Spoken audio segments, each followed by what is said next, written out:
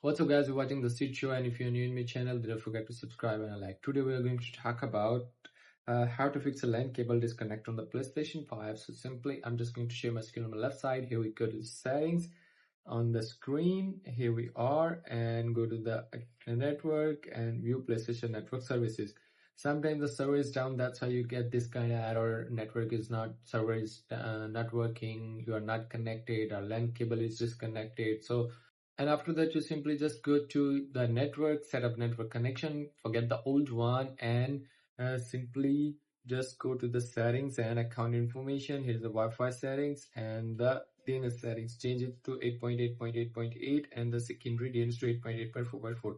MTU setting 1500, press OK and connect it again, or restart your router. Sometimes your router is not working, so that's how simply you can fix this error. And if your LAN cable is disconnected, you just connect it back. So simply that's how you can fix this. And if you want to ask me a question, then leave a comment in the comment box.